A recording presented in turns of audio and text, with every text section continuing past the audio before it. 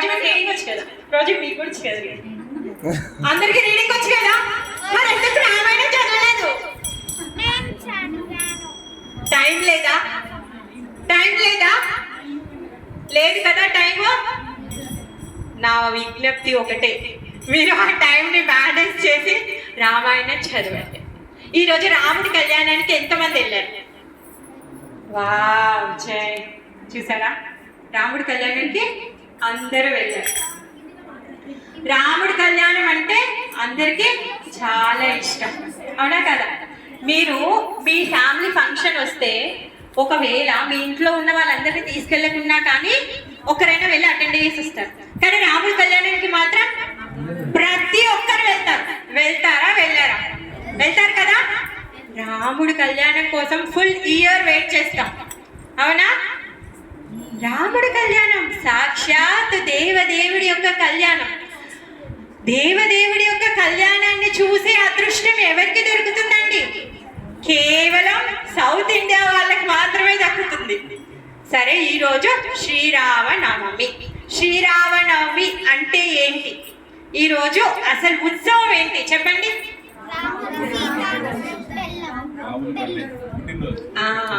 ఈరోజు సీతారాముల కళ్యాణం రోజు కాదు. Today is Rama's birthday. Birthday కూడా కాదు, only birthday, not marriage day. Marriage day కాదు, ఈ రోజు ఓన్లీ బర్త్డే, అది కూడా శ్రీరామచంద్రుల వారి యొక్క ఆవిర్భావ రోజు. ఏ విధంగా అయితే జన్మాష్టమి రోజు కృష్ణుడు పుట్టాడో అదే విధంగా ఈ రోజు రామనవమి రోజు రాముడు పుట్టాడు. ఈ రోజు ఏంటి? రాముడి బర్త్డే. అందరూ రాముడికి విషెస్ చేయాలి కదా. ఇప్పుడు మన ఇంట్లో మన పిల్లల బర్త్డే అయినా మన నేబర్ బర్త్డే అయినా మనం విష్ చేస్తాం, మనం గిఫ్ట్స్ కొంటాం, మనం సెలబ్రేషన్ చేస్తాం, కేక్స్ కట్ చేస్తాం. మరి ఈరోజు అమృతాన్ని పంచేటటువంటి రాముడి బర్త్డే. మరి ఆయన సెలబ్రేషన్ ఏ విధంగా చేయాలి? రామ రామ రామ రామ రామ రామ రామ రామ రామనామము తలిస్తే చాలండి. భగవంతుడు భగవద్గీతలో ఏం చెప్పాడు? పత్రం పుష్పం ఫలం తోయం. భక్త్య ఏ విధంగా అంట? భక్తితో మీరు సమర్పిస్తే చాలు అనేసి చెప్తున్నారు. మన దగ్గర ఇప్పుడు ఏమీ లేవండి. సరే, నీళ్లు లేవు, పూలు లేవు, ఆకులు లేవు, ఏవి లేవు. మరి ఏం చేయాలి? మనస్ఫూర్తిగా భగవంతుడి యొక్క నామాన్ని జపించాలి. మన మనస్ఫూర్తిగా మన భక్తితో మన శ్రద్ధతో మనము భగవంతుడి యొక్క నామాన్ని మనము జపించాలి. రాముడు అంటే తెలియని వాళ్ళు ఎవరైనా ఉన్నారా? ఎగ్జాంపుల్, రాముడి యొక్క సినిమా బ్లాక్ అండ్ వైట్ లో ఎన్టీ రామారావు సినిమా వచ్చింది. అప్పుడు హిట్ అయిందా లేదా? రామాయణం అయ్యిందా? తర్వాత ఈస్ట్మన్ కలర్ లో కూడా వచ్చింది. ఎవరో హీరో నాకు తెలియదు, సారీ. అప్పుడు హిట్ అయిందా లేదా? అయింది కదా. తర్వాత కలర్ సినిమా కూడా వచ్చింది. హిట్ అయిందా లేదా? అయ్యింది కదా.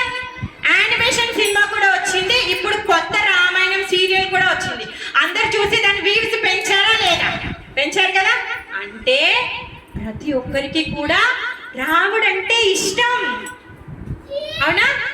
రాముడు అంటే అందరికీ చాలా ఇష్టం.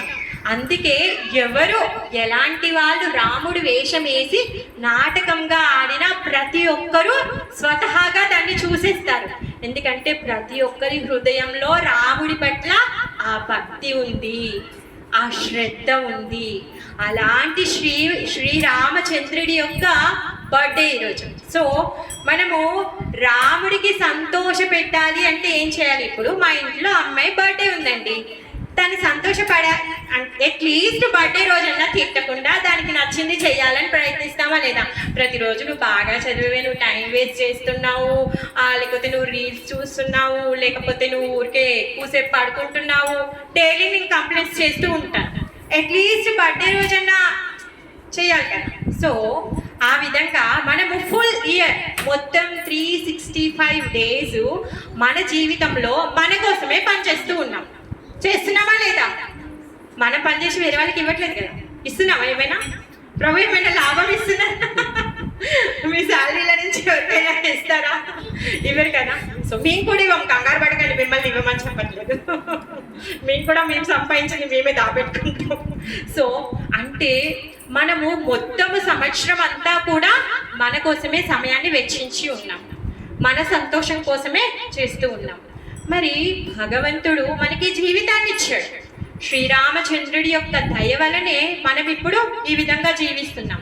ప్రతి ఒక్కరి హృదయంలో ఉండేటటువంటి కోరిక ఏంటి? రామరాజ్యం కావాలి అనిపిస్తుందా లేదా? రామరాజ్యం కావాలనిపిస్తుందా లేదా? ప్రభుజీ చెప్పండి, మీకు అనిపిస్తుందా లేదా? న్యూస్ ఓపెన్ చేస్తే ఎన్ని మోసాలు, ఎన్ని కుట్రలు, ఎన్ని కుతంత్రాలు. పోనీ మనం ఎవరి జోలికి వెళ్ళమండి, మనంతా మనమే బ్రతుకుతాం, హాయిగా హ్యాపీగా ఏదో గుట్టుగా బతికేద్దాం అనుకుంటాం. బతకనిస్తున్నా ఏమైనా లోకం? అవునా? బతకనివ్వట్లేదు. మరి ఇలాంటి పరిస్థితుల్లో అందరికీ గుర్తుకొచ్చే వాళ్ళు ఎవరు? శ్రీరామచంద్రుడు. శ్రీరామచంద్రుడు గుర్తుకొస్తున్నారా లేదా? రాముడు రాజ్యం ఉంటే ఎంత బాగుండేది అనిపించట్లేదా? అనిపించట్లేదా? అందరికీ అమ్మాయిలు ఉన్నారు కదా, అమ్మాయిల తండ్రులకి ఎవరికి అనిపించట్లేదా? అనిపించట్లేదా? భయం వేయట్లేదా?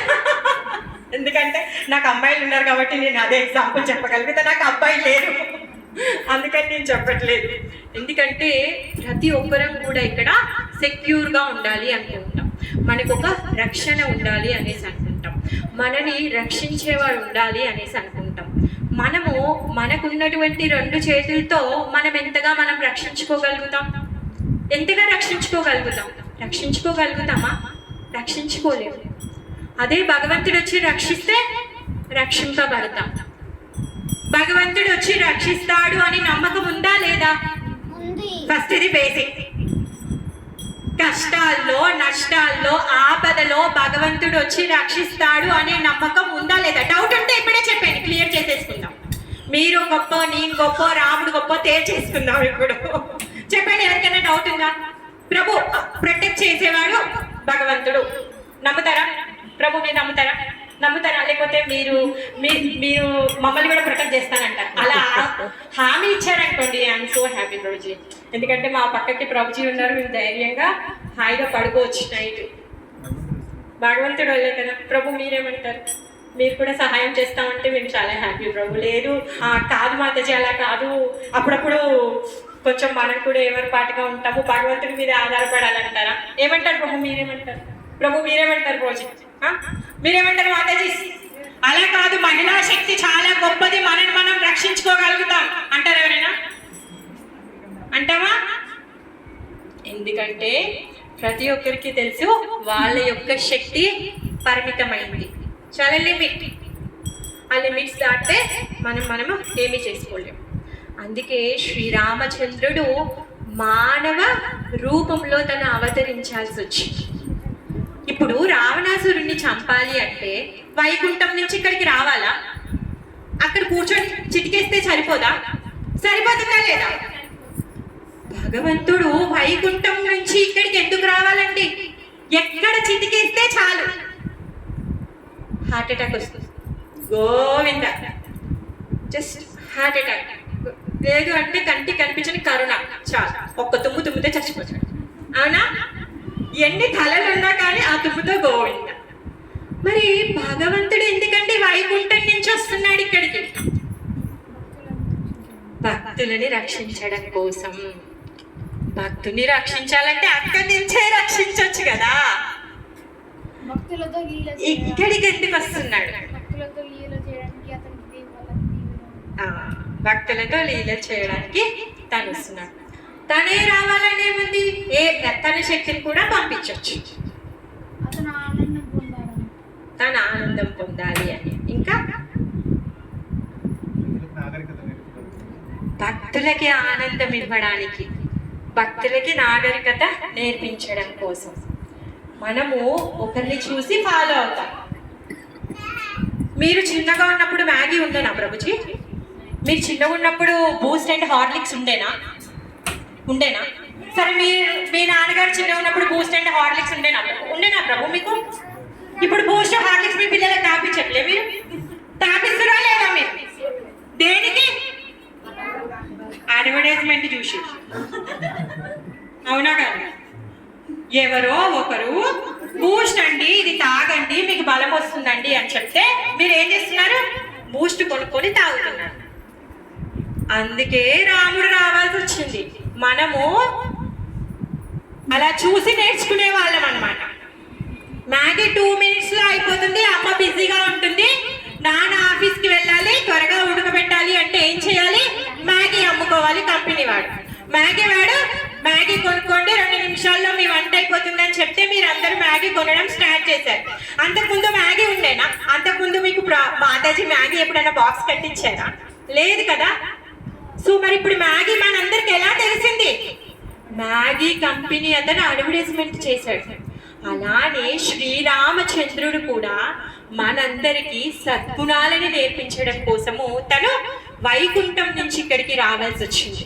లేకపోతే రావణాసురుడిని చంపడానికో, మారీచి సుబాహులని చంపడానికో, లేకపోతే ఋషులని మునులని కాపాడడం కోసం గానో తను రావాల్సిన అవసరం లేదండి. ఇక్కడికి అవసరమే లేదు. తను ఎక్కడుండైనా చిటికేసి తను పని చేయగలుగుతాడు.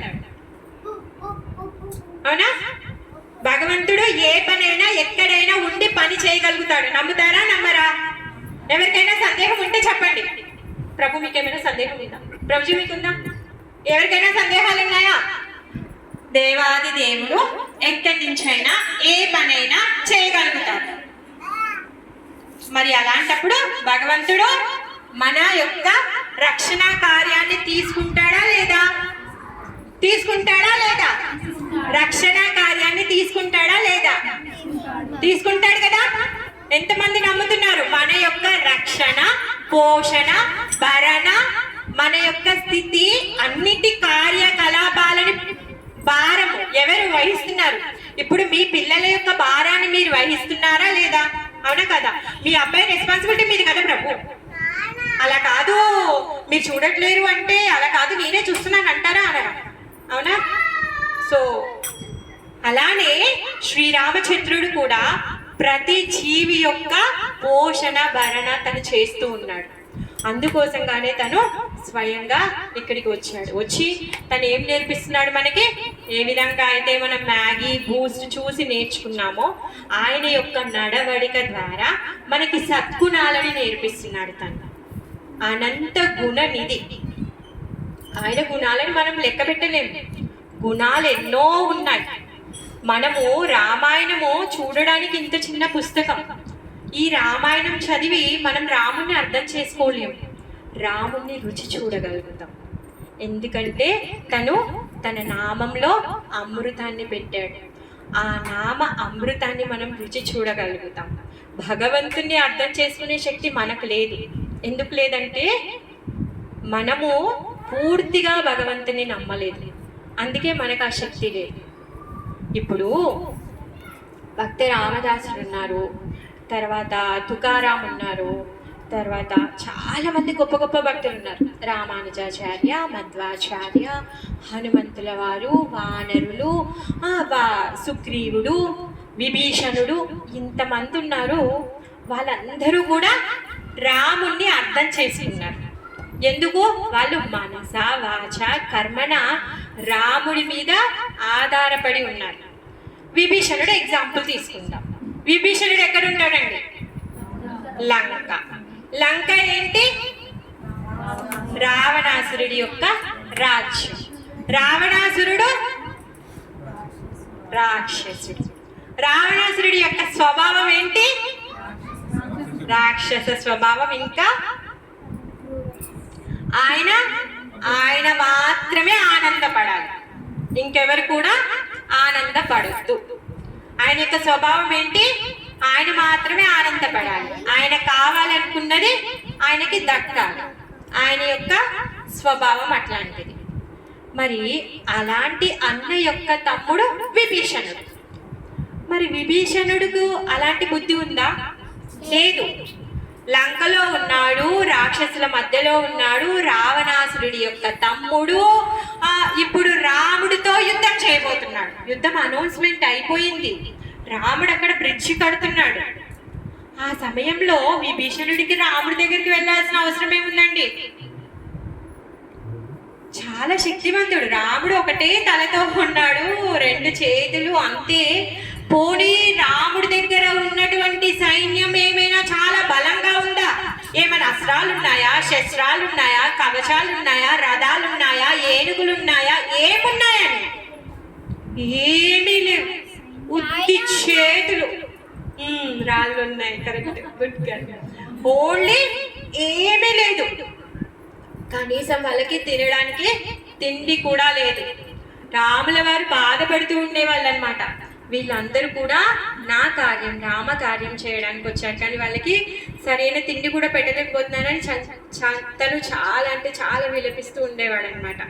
మరి పోనీ ఇలా ఆస్తిలో చూసుకున్నా, లేకపోతే శక్తిలో చూసుకున్నా, దేంట్లో చూసుకున్నా కూడా రాముడికి ఏమీ లేదు. రావణాసురుడు చాలా గొప్ప శక్తిమంతుడు, స్వర్ణ లంక. ఇప్పుడు విభీషణుడు కూడా చాలా గొప్ప ప్యాలెస్ లో ఉంటాడు. మరి అతను రాముడి దగ్గరికి వచ్చి ఎందుకు శరణాగతి పొందాడండి?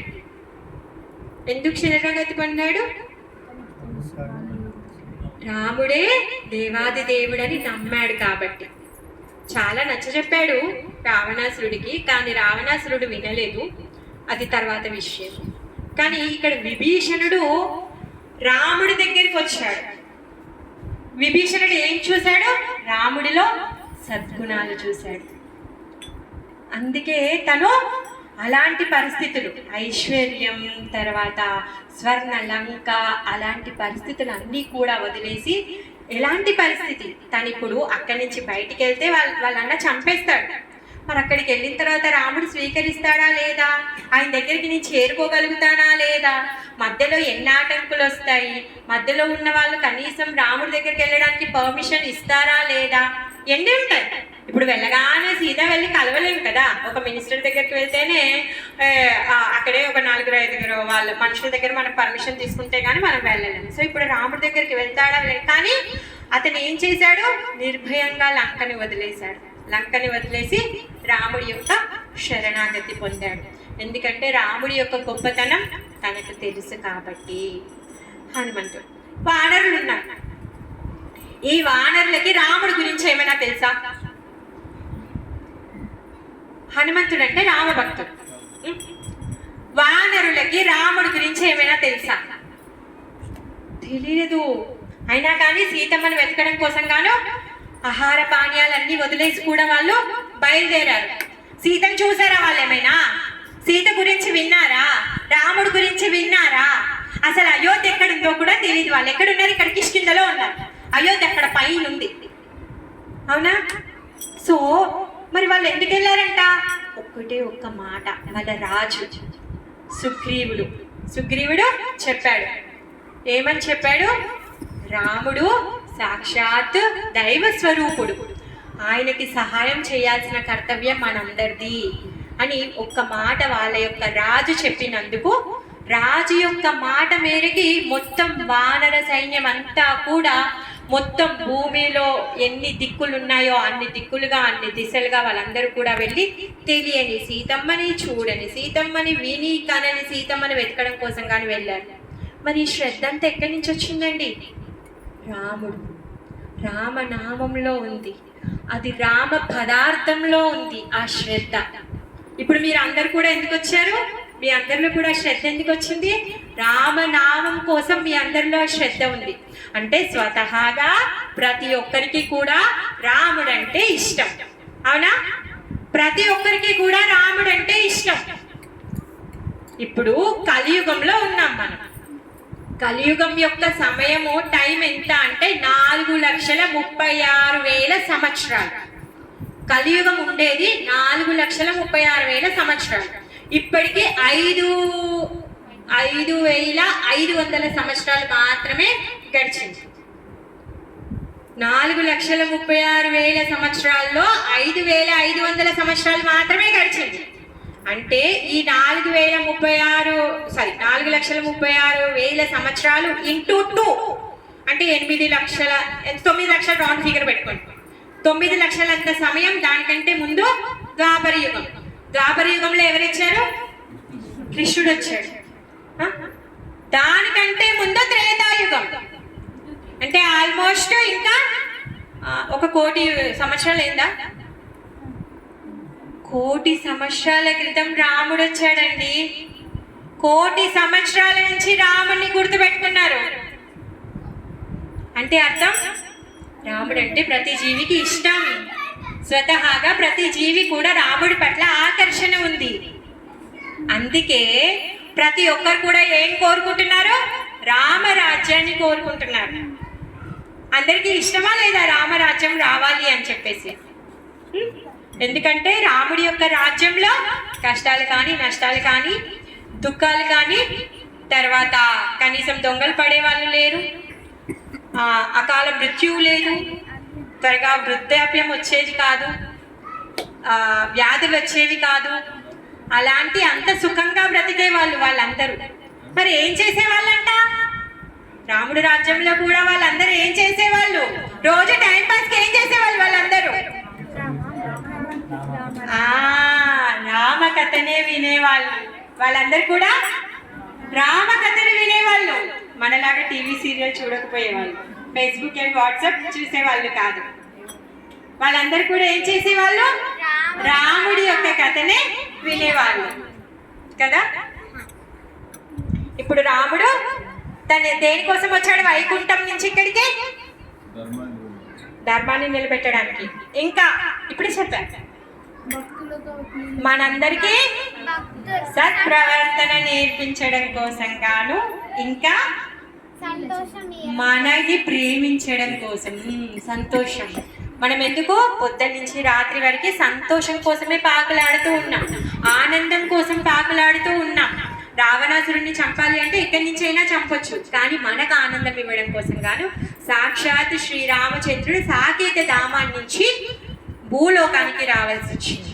భూలోకానికి వచ్చిన తర్వాత తను పుత్రుడిగా, భర్తగా, తర్వాత రాజ్యానికి రాజుగా, పిల్లలకి తండ్రిగా, ఒక మానవుడిగా, సామాన్య మానవుడు ఏ విధంగా అయితే తను జీవించాలో ఆ విధంగా తను జీవించి మనందరికీ కూడా తను మనకి పాఠంగా నేర్పించారనమాట.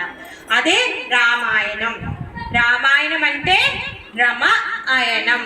రమ అంటే ఎవరు? సీతాదేవి. రమ అంటే సీతాదేవి, అయనం అంటే ప్రయాణం. సీతమ్మ వారు ప్రయాణం, ఆమె యొక్క జీవిత చరిత్రే ఈ రామాయణం. మరి సీత ఇంకా శ్రీరామచంద్రులు వీళ్ళిద్దరూ వేరు వేరు కాదే కాదు. వాళ్ళిద్దరు ఏంటంట? రెండు శరీరాలు, ఒకటే హృదయం, ఆత్మ. సీతారాములంటే రెండు శరీరాలు, ఒక ఆత్మ. అర్థమైందా? ఇప్పుడు శ్రీరామచంద్రుడు అడవికి వెళ్తున్నాడు, తండ్రి ఆజ్ఞ ప్రకారం అడవికి వెళ్తున్నాడు. అప్పుడు శ్రీరామచంద్రుడు ఏమంటాడు? నువ్వు ఇక్కడే ఉండిపో, మా అమ్మకి సేవ చెయ్యి, లేదు నీకు ఇంకా ఇక్కడ ఉండడం కష్టమవుతే నువ్వు మీ అమ్మ వాళ్ళ ఇంటికి వెళ్ళిపో, మా అమ్మ కూడా విలాపిస్తుంది కాబట్టి అత్తగారి సేవ చేసుకో అని చెప్పారు. మరి సీతమ్మ ఏమనింది? లేదు లేదు, నా ధర్మం మిమ్మల్ని సేవించాలి కాబట్టి నేను వస్తాను అనేసాను. మరి అడవిలో సీతమ్మ శ్రీరాముడిని సేవించిందా? శ్రీరాముడు సీతమ్మని సేవించాడా? Good girl. సీతమ్మకి ప్రొటెక్షన్ ఇవ్వాలంటే ఎంత ప్లాన్ చేయాలి? అడవిలో ఒక అమ్మాయిని తీసుకొని వాళ్ళు ప్రయాణిస్తున్నారు. మనకి భయం వేస్తుంది చూడండి, ఎప్పుడైనా బస్సు లేట్ అయిపోతుంది. మనము బస్ స్టాండ్లో ఉంటాం 11:30కి. ప్రభు మీరు ఎప్పుడైనా ఫేస్ చేశారో లేదో నాకు తెలియదు. 11:30 అయిపోతుంది. సంహౌ తెలియదు, ఎందుకు వస్తామో తెలియదు ఆ 11:30కి. అలా కొన్ని కార్యాల వల్ల 11:30కి బస్ స్టాండ్కి వస్తాం. చూస్తే బస్సు ఉండదు, బస్ స్టాండ్లో ఎవరు జనాలు ఉంటారు, అక్కడ ఇక్కడ తాగుబోతులు కనిపిస్తారు. అప్పుడు ఉండే టెన్షన్ చూడండి, అవునా కాదు? మానవ మాత్రం మనకే అలా అనిపిస్తుంది. మళ్ళీ అక్కడ మళ్ళీ ప్రొటెక్షన్, పోలీస్ వాడు ఉంటాడు, కంప్లైంట్ విచారణ కౌంటర్ ఉంటుంది, మళ్ళీ అప్పుడప్పుడు ఒక బస్సు వస్తూ ఉంటుంది, జనాలు దిగుతూ ఉంటారు, పోతూ ఉంటారు. మనం ఎంత భయపడుతుంటాం. మరి అడవికి తీసుకెళ్తున్నాడు, అక్కడేం ప్లాన్ లేదండి ఆయనకి, అక్కడేం గెస్ట్ హౌస్ లేదు, అక్కడ రెడీగా రాజవ్వాల్సిన వాడు వదిలేసి ఇప్పుడు అడవికి వెళ్తున్నాడు. అక్కడ ఆయన గెస్ట్ హౌస్ లేదు, పోయేసరికి ప్రీ బుకింగ్ లేదు, అక్కడ పోయేసరికి పోనీ ఎవరైనా వంట చేసి పెడుతున్నారా రామామాతిలాగా, మనం వచ్చేసరికి ప్రసాదాన్ని రెడీగా చేసి పెడుతున్నారంటే రాముడు సీత లక్ష్మణుల వారికి అలా ఏమీ లేదు. అవునా? సో మరి అలాంటి పరిస్థితుల్లో రాముల వారికి సీతమ్మకి సేవ చేసినట్టు కదా, ఆమెకు ప్రొటెక్షన్ ఇవ్వాలి, కంఫర్ట్ జోన్ ఇవ్వాలి, అన్నీ ఇవ్వాలి. అలా అందుకనే ఎందుకు అంత దానికి ఇంత కష్టపడేది ఉంటే సీతమ్మ ఎందుకు అడవికి వెళ్ళాలి? ఇంట్లోనే ఉంటే రాముడికి కష్టం తప్పేది కదా. రాముడు సీతమ్మని, రావణాసురుడు సీతమ్మని ఎత్తుకెళ్ళిపోయిన తర్వాత రాముడు అంట విలాపిస్తున్నాడంట. చెట్టును, పుట్టని, కొమ్మని, కనిపించిన జీవిని, పురుగును, పుట్రాను ప్రతి ఒక్కరిని కూడా అడుగుతున్నాడంట, నా సీతను చూసారా, నా సీతని చూసారా, ఎటు వెళ్ళింది, ఎవరెత్తుకొని వెళ్ళారు, అతను ఎటువైపు వెళ్ళింది, నా సీతను చూసారా, నా సీతను చూసారా అని తను ఏడుస్తూ ఉన్నాడు, విలాపిస్తూ ఉన్నాడు. తన హృదయం పగిలిపోతుంది. తను సీతమ్మతో విరహంలో తను దగ్ధమైపోతూ ఉన్నాడు. ఇవన్నీ స్వామికి తెలీదా? ఎందుకు తీసుకొని రావాలి, ఇంట్లోనే పెట్టొచ్చు కదా. సీతమ్మకి తెలీదా తను ఎందుకు వెళ్ళాల్సి వచ్చింది అడవికి? డౌట్ వస్తుందా లేదా మీ అందరికి? రాలేదా డౌట్? వస్తుందా? Good girl. ఎందుకు వెళ్ళిందంట? ఎందుకు వెళ్ళింది సీతమ్మ? రాముడితో, రాముడి కోసం వెళ్ళింది. వాళ్ళిద్దరూ ఒక్కటే, వాళ్ళిద్దరు వేరు వేరు కాదు. రాముడు సీత ఇద్దరు ఒక్కటే, కాకపోతే రెండు శరీరాలు ఒకటే ఆత్మ. ఎప్పుడు కూడా రాముడిని సీత విడిచిపెట్టి ఉండదు, సీతమ్మ రాముడిని విడిచిపెట్టి ఉండదు. అదే విధంగా లక్ష్మీనారాయణుడు కూడా ఒకటే, లక్ష్మీదేవి నారాయణుని వదిలిపెట్టి ఉండదు, నారాయణుడు కూడా లక్ష్మీదేవిని వదిలిపెట్టి ఉండడు. అలానే రాధాకృష్ణుడు కూడా అంతే, రాధమ్మ కృష్ణుని వదిలిపెట్టి ఉండదు, కృష్ణుడు రాధమ్మని వదిలిపెట్టి ఉండదు. అదేంటండి, భార్య రుక్మిణి, సత్యభామ వీళ్ళందరూ కూడా శ్రీమతి రాధారాణి యొక్క కలలే. ఎవరైతే ఈ 16,000 భార్యలు ఉన్నారో వీళ్ళందరూ కూడా శ్రీమతి రాధారాణి యొక్క కలలే. వాళ్ళందరూ కూడా, వాళ్ళందరూ వేరు కాదండి, వాళ్ళందరూ కూడా ఒకటే, వాళ్ళందరూ కూడా కృష్ణుడితో కలిసే ఉంటారు.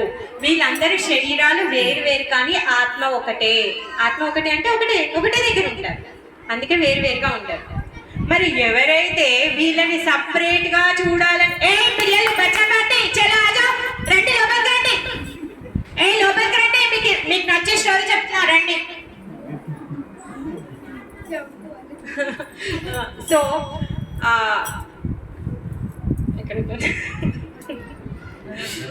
సో వాళ్ళిద్దరూ ఒకటే అన్నమాట. ఎవరైతే విడివిడిగా వాళ్ళ మీద ఆశపడ్డారో వాళ్ళ నాశనం ఎప్పటికీ అయిపోతుంది. రావణాసురుడు ఏం చేశాడు? రాముని వద్దనుకున్నాడు, సీతని కావాలనుకున్నాడు. ఏమయ్యాడు చివరికి? రావణాసురుడు ఏమయ్యాడు? చనిపోయాడు. విభీషణుడు ఏమనుకున్నాడు? సీతమ్మని రాముడికి తిరిగి ఇచ్చేయమని చెప్పాడు అన్నకి. ఎన్నిసార్లు అవకాశం దొరికినప్పుడల్లా కూడా నువ్వు సీతని పంపించేయి, రాముడి దగ్గరికి సీతని పంపించే అని చెప్పాడు. మరి విభీషణుడు శాశ్వతంగా ఉన్నాడా లేదా? ఆ స్వర్ణలంకకి రాజుగా చేశాడు శ్రీరామచంద్రుడు. ఎవరైతే సీతారాములు ఏకం అవ్వాలనుకున్నారో వాళ్ళు కీర్తింపబడుతున్నారు. విభీషణుడు ఇప్పటికీ కూడా మనం గుర్తు చేసుకుంటున్నాం, ఆయన యొక్క గొప్పతనం గురించి మనం చెప్పుకుంటున్నాం. రావణాసురుడు ఏం చేశాడు? రాముడిని వద్దనుకొని సీతమ్మని కావాలి అనుకున్నాడు, తను ఏమయ్యాడు? పతనమైపోయాడు. వాలి కూడా ఏం చేశాడు? తమ్ముడి భార్య కావాలనుకున్నాడు, తమ్ముడిని వద్దనుకున్నాడు, తను కూడా పతనమయ్యాడా లేదా? అలానే రావణాసురుడు తపస్సు చేశాడు. ఎవరికి? శివుడి. తపస్సు చేసి శివుడి దగ్గర నుంచి శక్తి పొంది తర్వాత ఏమడిగాడు?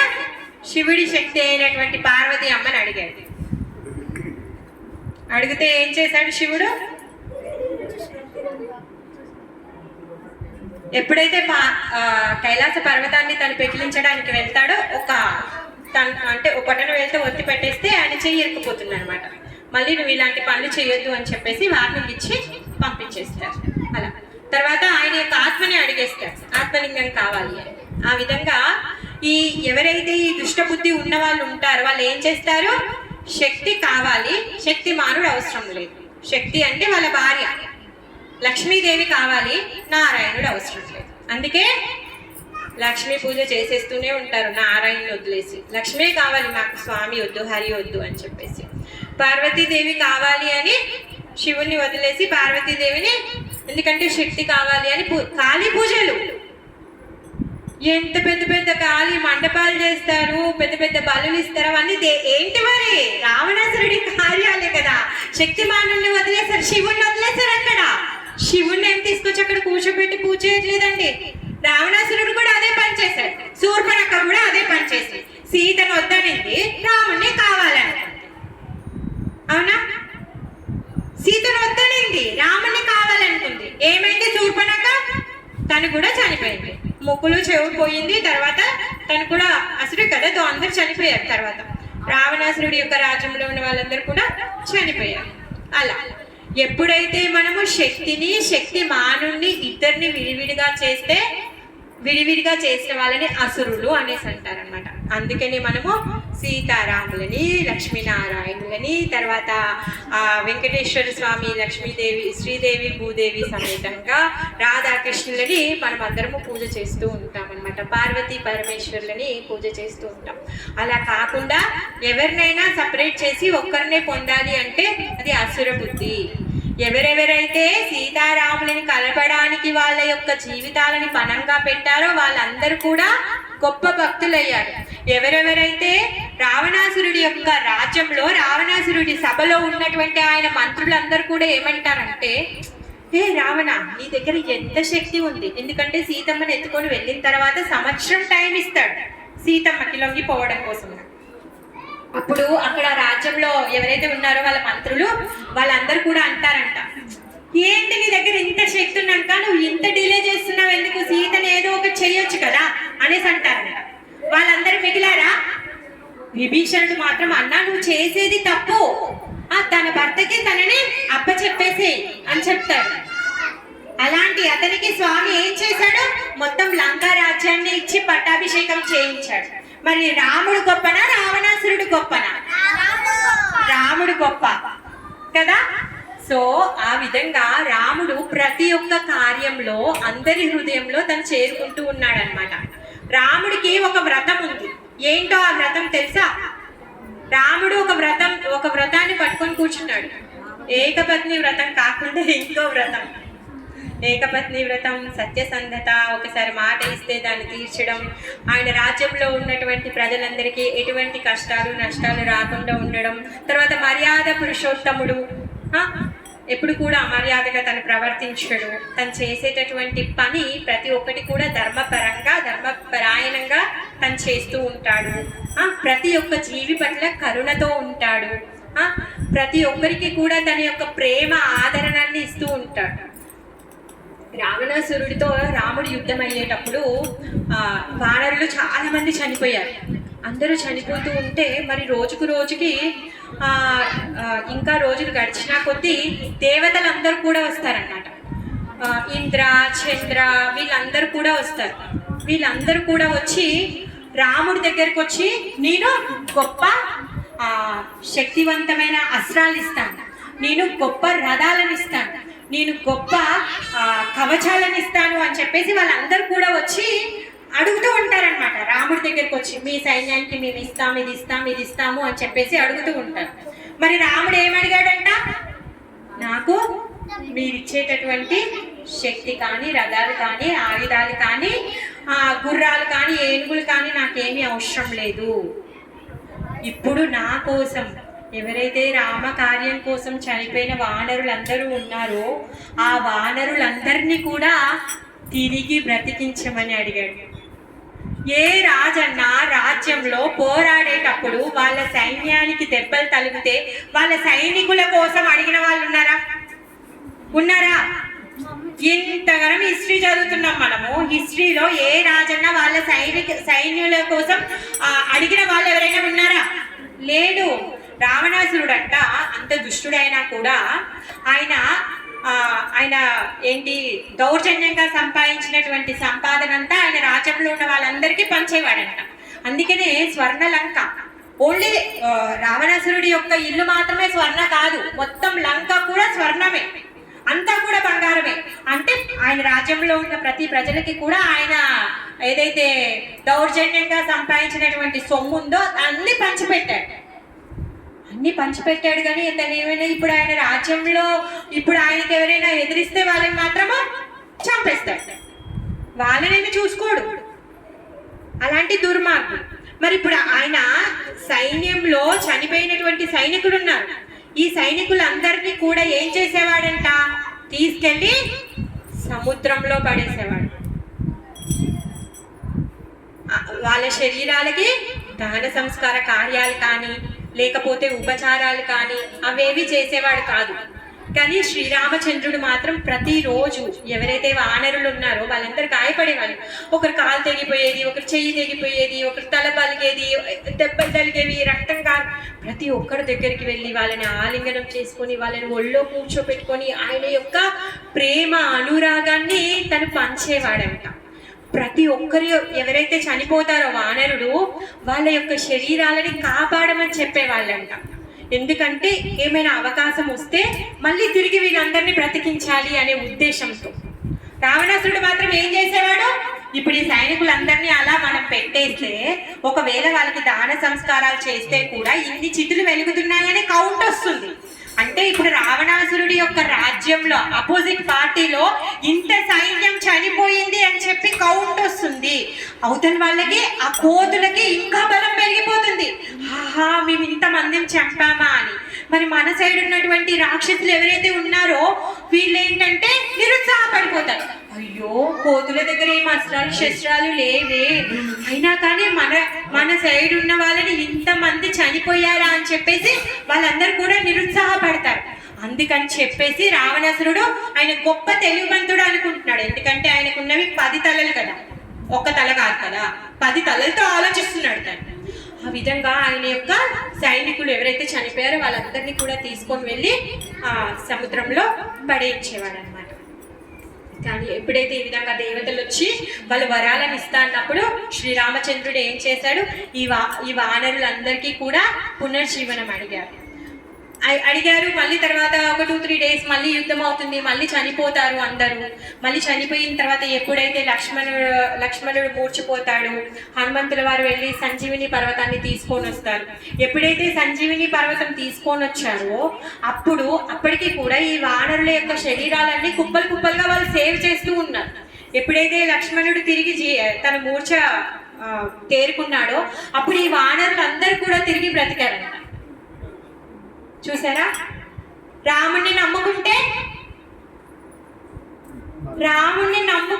ఏమైంది కదా? మరణాన్ని జయించారు. రాముణ్ణి నమ్ముకుంటే వాళ్ళు ఏం చేశారు? వాళ్ళ యొక్క జీవిత లక్ష్యాన్ని పొందారు. ప్రతి ఒక్కరు కూడా జీవితంలో ఏమనుకుంటారు? వైకుంఠానికి వెళ్ళాలి అనుకుంటారు.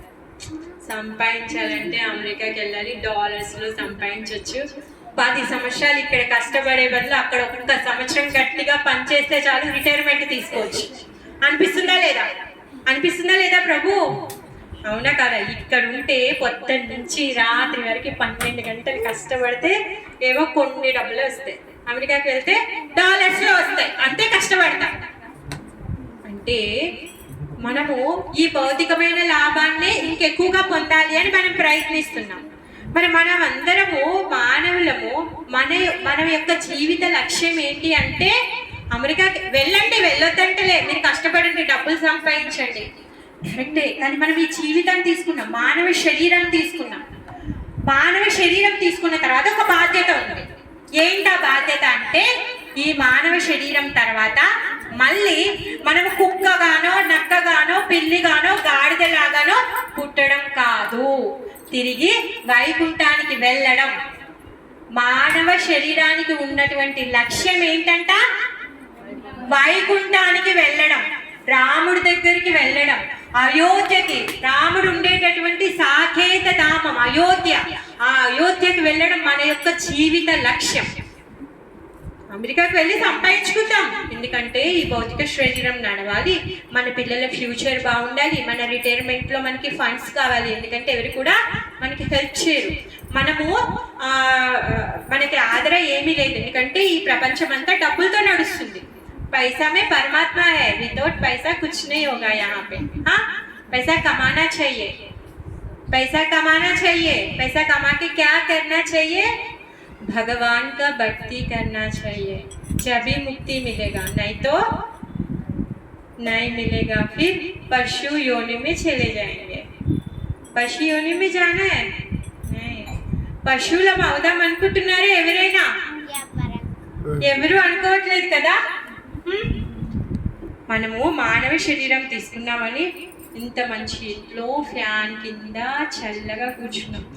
బయట చూడండి ఆ కుక్కలు పాపం దోమలకి ఎంత కష్టపడుతున్నాయి.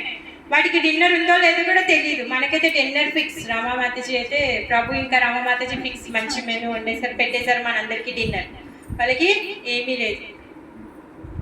మళ్ళీ మనం అలాంటి జీవితాన్ని పొందాలనుకుంటున్నారా? లేదు. అందుకోసమే మనమంట ఎలాంటి వాళ్ళమంటే అడ్వర్టైజ్మెంట్ని చూసి మోసపోతాం అన్నమాట. మనం ఏమనుకుంటామంటే, ఇప్పుడు టీవీలో ఒక కుక్క అడ్వర్టైజ్మెంట్ వచ్చింది అనుకోండి, ఆ కుక్కని ఆ ఓనర్ ఏం చేస్తూ ఉన్నాడంటే చాలా మెత్తనైనటువంటి పరుపులో కూర్చోబెట్టాడు, సోఫాలో కూర్చోబెట్టాడు, లగ్జరియస్ కార్లో తిప్పుతున్నాడు, బంగారు ప్లేట్లో దానికి ఫుడ్ పెడుతున్నాడు, దానికి మంచి బెల్ట్ వేసాడు. ఇవన్నీ చూసినోడు ఏమనుకుంటున్నాడంట, అరే కుక్క జీవితం ఎంత బాగుందిరా, కుక్కలాగన్నా పుట్టలేదు, ఇంత సుఖపడుతుంది కుక్క అని అనుకుంటాను. అంటే మన బుద్ధి అలా ఏది చూస్తే దానికి ప్రలోభం అయిపోతుంది అన్నమాట. అందుకే భగవంతుడు వైకుంఠం నుంచి ఇక్కడికి రావాల్సి వస్తుంది. నాయనా మీరు కుక్కను చూసి మోసపోకండిరా, కుక్కను చూసి అట్రాక్ట్ అవ్వకండి. కుక్కలు, నక్కలు, ఐశ్వర్యాలు ఇవన్నీ ఉంటాయి, కానీ మీ మానవ శరీరంతో మీరు పొందాల్సింది వైకుంఠం. నా దగ్గరికి రండి, మీరు నిజమైన ఆనందాన్ని పొందుతారు. అలా కాకుండా రావణాసురుడి దగ్గరికి వెళ్ళామనుకోండి, చచ్చిపోయి సముద్రంలో పడతాం. అదే రాముడి దగ్గరికి వెళ్ళామనుకోండి, తిరిగి జీవించబడతాం. అందుకే రాముడి యొక్క రాజ్యం కావాలి అని ప్రతి ఒక్కరు కూడా కోరుకుంటూ ఉంటారు. అదేంటండి మీరు రామాయణం చెప్తారని మిమ్మల్ని పిలిస్తే ఎక్కడెక్కడో తిప్పి ఏమేమో చెప్పారు అనిపిస్తుందా? మంచిగా అనిపించిందా? మీకు ఇంకా వేరే ఏమైనా వినాలనిపిస్తుందా? ఎందుకంటే మీ అందరికీ రామాయణం తెలుసు. రాముడు దశరథుడి కొడుకు. దశరథుడు ఆయన చెప్పిన మాటని నిలబెట్టుకునేటువంటి వాడు. అందుకోసమే రాముడి అరణ్యవాసానికి పంపించాడు. రాముడు కూడా తండ్రి మాటను జవదాటాడు కాబట్టి అరణ్యానికి వెళ్ళాడు, సీతను పోగొట్టుకున్నాడు. ఆ వానరులందరూ వచ్చారు, రామసేతు కట్టారు, రావణాసురుడిని చంపేశారు, మళ్ళీ తిరిగి వచ్చారు. సాకలివాడు ఏదో అన్నాడని చెప్పి తీసుకెళ్లి సీతమ్మని అడవిలో వదిలిపెట్టారు. లవకుశలు వచ్చారు, రామనామాన్ని పాడారు. ఇదైతే జనరల్గా మీరంతా సీరియల్లో చూసేశారు, సినిమాలో చూసేశారు. కానీ రాముడి యొక్క గుణగణాలు మనకి తెలియదు. ఎప్పుడు తెలుస్తుంది? ఎప్పుడైతే మనం ఆచార్యుల నుంచి వింటామో. రాముడి యొక్క మూడ్, మక్సద్. ఇప్పుడు మన పిల్లలకి మనం ట్రైన్ చేస్తున్నాం, అవునా కదా? మీ మమ్మీ ఏం చెప్తుంది? ఇంజనీర్ అవ్వాలనుకుంటున్నావా, డాక్టర్ అవ్వాలనుకుంటున్నావా? చెప్పు, ఏం సిగ్గుపడద్దు. డాక్టర్, గుడ్ గర్ల్, అవునా కదా? అంటే నీకు చిన్నప్పటి నుంచి నీకు ఒక మక్సద్, నాని నువ్వు డాక్టర్ కాబోయే డాక్టర్వి అంటే నువ్వేం చేయాలి? నువ్వు ఈ విషయాల్లో టైం వేస్ట్ చేయొద్దు. నువ్వేం చేయాలి? నీ లెసన్స్ ఏవైతే ఉన్నాయో ఆర్గనైజ్ చేసుకొని నీకున్న టైంలో నువ్వు రివిజన్ చేసుకో, ఇవి చదువుకొని నీకు ప్లాన్ ఉంటుంది, అవునా కదా? నేను కూడా మా అమ్మాయిని కూడా డాక్టర్ చేద్దామని కూడా నేను ప్లాన్స్ ఇచ్చాను, అందుకే చెప్తున్నా పర్ఫెక్ట్గా కదా. సో మనం ఏం చేస్తున్నామో, నీ జీవిత యొక్క లక్ష్యం నువ్వు డాక్టర్ అవ్వాలి. చిన్నప్పటి నుంచి ప్రతిరోజు ఫీడ్ చేస్తున్నామా లేదా? నేనైతే చేస్తున్నాను. చెయ్యొద్దన్నట్లే మిమ్మల్ని అందరినీ చెయ్యండి, దాంట్లో తప్పలేదు. ఎందుకంటే ఈ శరీరం మనం తీసుకున్నాం, ఇక్కడ మనం బ్రతకాలి అంటే మనం పని చేయాలి. పని చేయాలి అంటే కొంతమంది కొన్ని దారులు వెతుక్కుంటారు, వాళ్ళకి దేంట్లో ప్రావీణ్యత ఉంటే ఆ పని చేస్తారు, అవునా? మీకు వచ్చిన పని మీరు చేస్తారు, మీకు వచ్చిన మీరు చేస్తారు, ఆయనకు వచ్చిన పని ఆయన చేస్తారు, వాళ్ళకి వచ్చిన పని వాళ్ళు చేస్తారు, దాంట్లో తప్పలేదు. భగవద్గీతలో స్వయంగా భగవంతుడు చెప్తున్నాడు. అర్జునుడు ఏమన్నాడు? బాబోయ్ వీళ్ళందరూ నా చుట్టాలు, నా ఫ్రెండ్స్, నేను ఫైటింగ్ చేయను, నేను వెళ్ళిపోతా, సన్యాసం తీసుకుంటా అంటాడు. కృష్ణుడు ఏమన్నాడు? అరే బాబు సన్యాసం తీసుకోవద్దురా, నువ్వు యుద్ధం చెయ్యి అని చెప్పాడు. ఎందుకు యుద్ధం చేయమన్నారంట? తన యొక్క కర్తవ్యం. క్షత్రియుడు రాజు, నేను ఇప్పుడు యుద్ధం చేయను, దుష్టులను సంహరించను అంటే ఆయన యొక్క కర్తవ్యాన్ని తను వదిలేసినట్టు. అదేవిధంగా మనందరం కూడా మన యొక్క కర్తవ్యాలని మనం నిర్వర్తించాలి. అప్పుడే భగవంతుడు మనల్ని మెచ్చుతాడు. మనం మన యొక్క ధర్మాన్ని వదిలేస్తే భగవంతుడు మెచ్చాడు. మీరు అందరూ మీ పనులు వదిలేస్తే సన్యాసం తీసుకోవద్దండి, మీ పనులు మీరు చెయ్యాలి. భగవంతుడు భగవద్గీతలో అదే చెప్తున్నాడు, రాముడు కూడా అదే చెప్తున్నాడు. భరతుడు ఏమన్నాడు? అన్నా నాకొద్దు, ఈ రాజ్యం వద్దు, నాకు అమ్మ వద్దు, ఈ పదవి వద్దు, ఈ ఆదరణ వద్దు, నాకు ఏమి వద్దు, నేను వచ్చేస్తాను, నువ్వు ఎక్కడుంటే అక్కడే ఉంటా, నీ పాదాల దగ్గర ఇంత చోటు చాలు. ఏడ్చాడు చిత్రకూటికి వచ్చి. ఆయన ఏడుస్తుంటే అక్కడ రాళ్ళు కరిగిపోయాయండి. ఇప్పుడు కూడా వెళ్తే మీరు దర్శనం చేసుకోవచ్చు చిత్రకూటలో. భరతుడు విలాపించినటువంటి స్థలంలో రాళ్ళు కరిగిపోయాయి. మరి భరతుడికి రాముడు ఏం చెప్పాడండి? ఏ బాబు, నువ్వు ఇలా చేస్తే ఎలారా? నాన్న కోరిక అది, నీ యొక్క ధర్మం నువ్వు నిర్వర్తించాలరా, నువ్వు వెళ్ళు, రాజ్యాన్ని చూసుకోపో అని చెప్పి పంపించాడు. భరతుడు చెప్పాడు. భరతుడైతే ఇంకా రాలేదు, అమ్మమ్మ వాళ్ళ ఇంట్లో ఉన్నాడు. దానికంటే ముందు ఎప్పుడైతే దశరథ మహారాజు అడవికి వెళ్ళిపోమని చెప్పారు, ఆ మాట విన్న తర్వాత శ్రీరామచంద్రుడు అడవికి వెళ్ళడానికి రెడీ అవుతుంటే అయోధ్యలో ఉన్న ప్రతి ఒక్క జీవి, మనుషులు కాదండి, కుక్క నక్క పిల్లి కూడా తోక ఊపుకుంటూ రాముడు వెనక వెళ్ళడానికి సిద్ధంగా ఉన్నారంట. వాళ్ళందరూ ఏమంటారు? రామా, నీకు అయోధ్యతో ఏం పని రామా? నువ్వు ఎక్కడుంటే అదే అయోధ్య, నువ్వు ఎక్కడుంటే అక్కడ, నువ్వు ఇక్కడున్నా ఎక్కడున్నా నువ్వు మాకు రాజువి, మేమందరం నీతో వచ్చేస్తాము అని చెప్పి అందరూ కూడా కట్టుకొని బయలుదేరారంట. శ్రీరామచంద్రుడు చెప్పారు, అయ్యో అదేంటి, అడవికి వెళ్ళమని ఆజ్ఞాపించింది నన్ను, మిమ్మల్ని కాదే. భరతుడు రాజవ్వాలి అంటే మీరందరూ రాజ్యం వదిలేసి వస్తే ఎవరిని పాలిస్తాడతను? ఇంట్లో రాజ్యంలో ఎవరు లేకపోతే రాజపాలన ఎందుకండి? అదేం రాజ్యమో అదేం రాజు. ఆ విధంగా శ్రీరామచంద్రుడు ప్రతి ఒక్కరిని కూడా అక్కడే ఉంచారు. ప్రతి ఒక్కరు కూడా రాముడితో వెళ్ళిపోవడానికి సిద్ధంగా ఉన్నారు. మరి రాముడికి వాళ్ళందరికీ ఏడుపు రావట్లేదా రాముని వదిలేసి వెళ్ళడానికి? రాముడు వెళ్ళిపోతూ ఉంటే ప్రతి ఒక్కరు కూడా ఏడుస్తున్నారు. ఇప్పుడు ఏ విధంగా అయితే సీతమ్మ కనిపించకపోతే రాముడు సీత అని ఏ విధంగా అయితే ఏడుస్తున్నారో, రాముడు ఎప్పుడైతే అయోధ్యను వదిలేసి వెళ్ళిపోతున్నారో ప్రతి ఒక్కరు కూడా, దశరథ మహారాజు ఎంతగా అయితే ఏడ్చాడో అంతగా ఏడ్చాడు ప్రతి ఒక్కరు కూడా. దశరథ మహారాజు అంటే తను ఇంకా గొప్ప భక్తుడు, ఇంకా కొంచెం ఎక్కువ శాపాలు అవన్నీ కాబట్టి తన శరీరాన్ని వదిలేశాడు. ప్రతి ఒక్కరు అనుకుంటున్నారంట, మేము బ్రతికుండి ఎంత అసలు లాభమే లేదు, దశరథుడు పోయినట్టుగా మనము పోతే ఎంత బాగుండేది, రాముడు లేని జీవితం మనకెందుకు అనుకుంటున్నారంట వాళ్ళందరూ. అలాంటి వాడు శ్రీరామచంద్రుడు. అందుకే శ్రీరామచంద్రుడి యొక్క రాజ్యం కావాలి అని ప్రతి ఒక్కరు కూడా తహతహలాడుతూ ఉంటారనమాట. ఆయన ఇచ్చేటటువంటి ఆదరణ, కరుణ, ఆయన ఇచ్చేటటువంటి ప్రేమ అది లెక్కలేనటువంటిది. రాముడు ఎప్పుడైతే తన రాజ్యంలో తను చిన్నగా ఉన్నప్పుడు కానీ, తను పెద్దగా అయినప్పుడు కానీ, తను అడవికి వెళ్ళేదానికంటే ముందు కానీ, ఎవరైతే తన దగ్గర ఉంటారో, తన దగ్గరలో ఉంటారో, దూరంలో ఉంటారో, ప్రతి ఒక్కరి దగ్గరికి కూడా శ్రీరామచంద్రుడు వెళ్ళి వాళ్ళతో కలిసే వాళ్ళంట, మాట్లాడే వాళ్ళంట. రాజకుమారుడు అంటే ఎంత సెక్యూరిటీ, థర్డ్ పార్ట్లు అన్నీ ఉంటాయి, ఒక బౌండరీ ఉంటుంది, ఎక్కడి నుంచో దూరం నుంచి చూడాలి, కలిసేది లేదు. లేకపోతే ఆయన బర్త్డే రోజు ఊరేగింపుకి వస్తేనో, లేకపోతే ఏదో పండుగ రోజు ఊరేగింపుకి వస్తేనో చూస్తారు. అలా కాదు, అయోధ్యలో ఉన్నటువంటి ప్రతి మానవుడికి కూడా రాముడు చాలా సులభం అంట. రాముడిని కలవడం చాలా సులభం.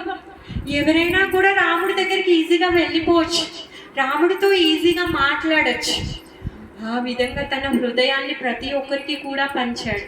అలాంటి వాడు శ్రీరామచంద్రుడు. మరి అలాంటి వాడు మనకి కృపనివ్వడా? ఇస్తాడా? ఇవ్వడా? నమ్మకం ఉందా లేదా?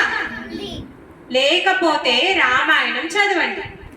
మీకు చదివితే కూడా అర్థం కాకపోతే నన్ను పిలవండి, నేను మళ్ళీ చెప్తాను. అప్పుడు మీకు నమ్మకం కుదిరేలాగా వాల్మీకి మహర్షి దీవెనలు తీసుకొని ప్రభుపాదుల వారి యొక్క ఆశీస్సులతో రామాయణం చదువుకుందాం మనం. రాముడు తత్పరంగా ఉన్నాడు. ఆయనకి ఒక పేరు కోదండ రాముడు. ఆయన చేతిలో ఉన్నటువంటి బాణం పేరు కోదండం. ఆయనని కోదండ రామ అని ఎందుకు పిలవాలి? ఎవరైనా శస్త్రంతో పిలుస్తారా? ఏంటండి మరి ఘోరం కదా.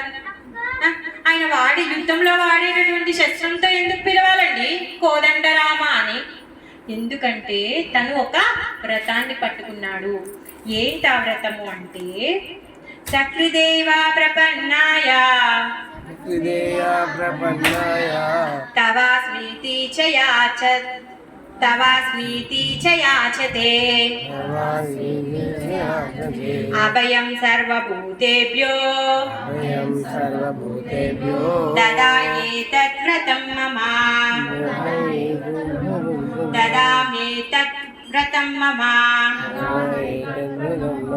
ఏంటంటే ఆయన వ్రతం, ఎవరైతే ఒక్కసారి ఆయన దగ్గరకు వచ్చి రామా నేను నీ శరణాగతుని అని అంటే చాలు, అన్న వాళ్ళని తను స్వీకరిస్తాడంట.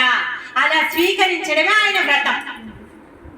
అందుకనే విభీషణుడు వచ్చినప్పుడు, ఇప్పుడు రేపు యుద్ధం స్టార్ట్ అవ్వబోతుంది, అక్కడ రామసేతు నడుస్తూ ఉంది, నిర్మాణం నడుస్తూ ఉంది. అలాంటి పరిస్థితుల్లో విభీషణుడు వచ్చాడు.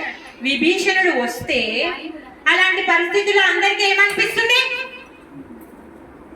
విభీషణుడి పార్టీలో జాయిన్ చేసుకోవాలనిపిస్తుందా?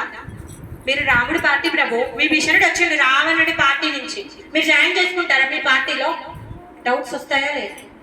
వస్తాయా లేదా? అపోజిట్ పార్టీ, అరే రావణాసురుడి దగ్గర నుంచి వచ్చాడు ఒక ఏజెంట్, మీరు మీ పార్టీలో జాయిన్ చేసుకుంటారా? చేసుకోరు. అలానే సుగ్రీవుల వారు అంటారు, ఏమంటారంట? అయ్యో రామా తను ఎవరనుకుంటున్నారు? రావణాసురుడి యొక్క తమ్ముడు, సీతాదేవిని ఎత్తుకొని పోయినటువంటి ఆయన తమ్ముడు, లంకావాసి అసురుడు. ఆయనని ఎలా నువ్వు ఇప్పుడు నీ పార్టీలో జాయిన్ చేసుకుంటావు? ఆయనతో మాట ఏంటి నీకు? అసలు ఆయనతో ఎందుకు మాట్లాడుతున్నావు అనేసి అంటాడట. సుగ్రీవుల వారికి తరఫు నుంచి ఆలోచిస్తే కరెక్టా కాదా? సుగ్రీవుల వారి తరఫు నుంచి కరెక్టా కాదా? కరెక్టే కదా. అప్పుడు శ్రీరామచంద్రుడు ఏమంటాడు తెలుసా? ఈ శ్లోకాన్ని చెప్తారు. ఎవరైనా సరే ఒక్కసారి నా దగ్గరికి వచ్చి రామా నేను నీ శరణాగతుణ్ణి అంటే చాలు, నేను వాళ్ళని స్వీకరిస్తాను. అందుకే స్వామి చేతిలో కోదండం పట్టుకొని ఉన్నారు. ఎందుకు? రక్షణ ఇవ్వడం కోసం. అందుకే మనము కోదండ రామ అనేసి ఆయన మనకి దర్శనం ఇస్తున్నారు. తత్పరంగా ఉన్నారు. ఇప్పుడు కోదండం ఎక్కడో ఉందనుకోండి, మనం వెళ్ళి రామ అన్నామనుకో, ఆ కోదండం వెతుకోవడానికి టైం వేస్ట్ అవుతుంది కదా. అందుకని అది ఎప్పుడు ఇలా పట్టుకొని ఎక్కుపెట్టి ఉంటారంట. ఎవరైతే శరణాగతులు ఉన్నారో, నా పిల్లలు ఎవరైతే ఉన్నారో వాళ్ళని నేను రక్షించడానికి తత్పరంగా సిద్ధంగా ఉన్నాను అని చెప్పేసి ఆయన తీసుకున్నటువంటి వ్రతం. ఎవరైతే ఒక్కసారి శరణాగతి పొందుతారో, మీరు అందరు చెప్పండి, హే రామా, హే రామా, మేమందరము మీ యొక్క పాద శరణాగతికి వచ్చాము. లేకపోతే మీ పాదాల శరణాగతి పొందాము. దయచేసి మమ్మల్ని స్వీకరించండి. దయచేసి మమ్మల్ని స్వీకరించండి. దయచేసి ఓ రామ మమ్మల్ని స్వీకరించండి. సులభమా కాదా ఇది? కదా, ఎంత సులభం. ఓన్లీ ఈ వాక్యానికి భగవంతుడు నేను అండగా ఉన్నాను అని చెప్తున్నారు. మరి ఇంత సులభమైన రామనామాన్ని వదిలేసి మనం ఏం చేస్తూ ఉన్నాం? మన యొక్క సమయాన్ని అంతా కూడా వృధా చేస్తూ ఉన్నాం, అవునా కదా? సో అందరు కూడా రామనామాన్ని చెప్పిస్తూ రాముడి యొక్క ఏమంటారు, ఈ రాముడి యొక్క కథ ఏదైతే ఉందో, మీరు ఇప్పుడు ఇంతసేపు ఇక్కడ కూర్చున్నారు కదా, మీకు వేరే ఆలోచనలు ఏమైనా వచ్చాయా? ప్రభు రేపు పనిలో ప్రెషర్స్, లేకపోతే రేపు ఒకవేళ బిజినెస్లో లాస్ అండ్ ప్రాఫిట్, లేకపోతే ఆఫీస్లో బాస్తో కాల్ మీటింగ్, రేపు మీకు ఇంట్లో కూరగాయలు అయిపోతే కూరగాయలు కొనుక్కోవాలి, లేకపోతే ఎక్కడైనా ఫంక్షన్కి వెళ్ళాలంటే ఏ సారీ కట్టుకోవాలి, లేకపోతే రేపు పనామే రాకపోతే మీరే ఇల్లు తుడుచుకోవాలి. ఇలాంటి ఆలోచనలు వచ్చాయా ఎవరికైనా ఇంతసేపు?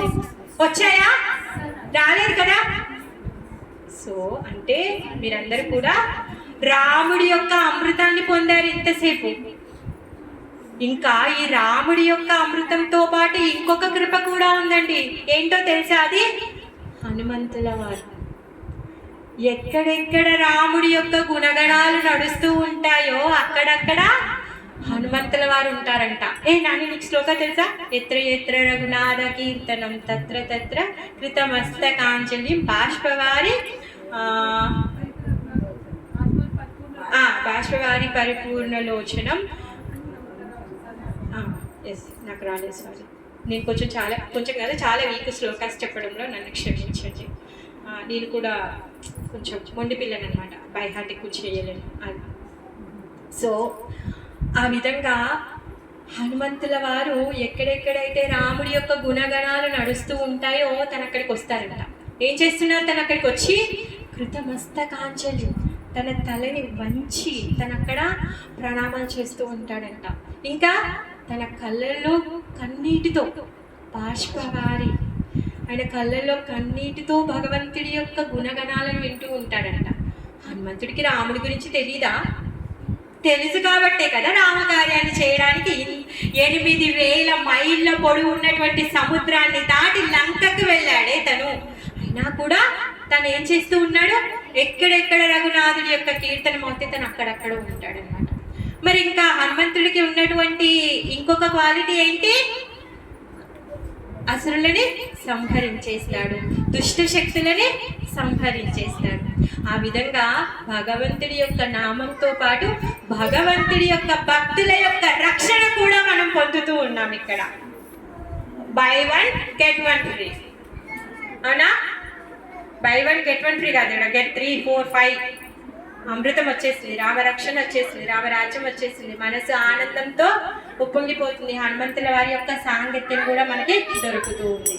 బాగుందండి. అమృతం అమృతం అంటున్నారు. మరి అమృతం తాగితే ఇంతకు ఏం దొరికిందో తేలిందా? తేలేదా? తేలింది. ఏంటంటే సాక్షాత్ రాముడు దొరుకుతున్నాడు.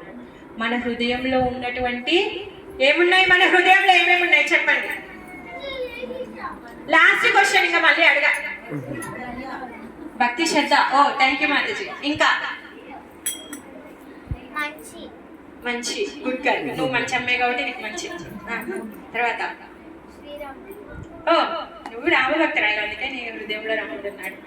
ఇంకా అంతేనా? ఎవరికి కోపం రాదా? కోపం? నాకు తెలిసి ఇప్పుడు నా మీద కూడా కోపం వస్తుంది. ఎవరికైనా వస్తుందా? అయ్యా బాబోయ్ వదిలేవే తల్లి, మీరు వెళ్ళిపోతాం, మాకు ఆకలిస్తుంది. కోపం వస్తుంది ఎవరికైనా? కోపం లేదా ఎవరికి? నా మీద కాదు, హృదయంలో అప్పుడప్పుడు కోపం వస్తుందా లేదా? వస్తుంది కదా. ద్వేషం, అసూయ, ఈర్ష ఉందా లేదా? ఉన్నాయా లేవా? లేవు అంటే మీరు చాలా గొప్ప భక్తులు అండి. నన్ను కూడా ఆశీర్వదించండి కొంచెం. ఉన్నాయా? మరి ఇవన్నీ కూడా పోవాలి అంటే ఏం చేయాలి అంట? రామనామాన్ని జపించాలి, రామాయణాన్ని వినాలి. రాముడి యొక్క గుణాలు, రాముడి యొక్క కథ, రాముడి యొక్క నామము, రాముడి యొక్క చరిత్ర వినడం వలన ఈ చరిత్ర ఏదైతే శ్రవణం ఉంది కదా, ఆ శ్రవణము మన చెవుల ద్వారా మన హృదయానికి వెళ్తుంది. మన హృదయంలో ఉన్నటువంటి ఈ కామ, క్రోధ, మద, మాత్సర్యాలు ఏవైతే ఉన్నాయో వాటన్నింటినీ కూడా తొలగించి వేస్తుంది. అందుకే రాముడే ఈ పని చేసి మనకి నేర్పించి వెళ్ళారు. రాముడి యొక్క కథ రాముడికి తెలీదా? ఆయనే హీరో. ఆయన స్టోరీ ఆయనకు వినాల్సిన అవసరం ఏముందండి? లవకుశులు ఇద్దరు కూడా రామరాజ్యంలోకి వచ్చి రామాయణం చెప్తూ ఉంటే రాముడు అక్కడ కూర్చొని వింటూ ఉంటాడంట. అప్పుడు లవకుశులు కథ చెప్పేటప్పుడు అక్కడ ఉన్న ప్రతి ఒక్కరు కూడా రామాయణాన్ని విని చాలా ఎంజాయ్ చేస్తూ ఉన్నారంట. వాళ్ళందరూ ఎంత ఎంజాయ్ చేస్తూ ఉన్నారంటే వాళ్ళందరూ పక్కన ఉన్న వాళ్ళ తొడలు కొట్టుకుంటున్నారు, వీపులు కొట్టుకుంటూ ఉన్నారు, అంతగా మునిగిపోయారు, నవ్వుతూ ఉన్నారు. ఇప్పుడు మీరు అందరు కూడా సినిమాకి వెళ్ళి మీకు బాగా నచ్చిన జోక్ వచ్చింది అనుకోండి, పడి నవ్వుతారు, పక్కన వాళ్ళని ఇలా కొడతారు, అవునా కాదా? కొడతారు కదా. అలానే రామాయణం వింటూ ఉంటే ఆ రామరాజ్యంలో ఉన్న వాళ్ళందరూ కూడా అలా ఎంజాయ్ చేస్తుండంట. రాముడేమో సింహాసనం మీద కూర్చుంటాడు. చూస్తూ ఉంటే ఏంటి వీళ్ళందరూ ఇంతగా ఎంజాయ్ చేస్తున్నారు, నేను ఒక్కని ఇక్కడ ఇలా ఉండిపోయాను అనేసి అనుకుంటాడంట. అప్పుడు రాముడు నెమ్మదిగా దిగి ఆ జనాల మధ్యలోకి వచ్చి ఆ ముందు రోలో కిందికి వచ్చి కూర్చుంటాడంట. రాముడు వెళ్ళి అక్కడ కూర్చున్న సంగతి ఎవరు చూడరంట, ఎవరు గమనించలేదు.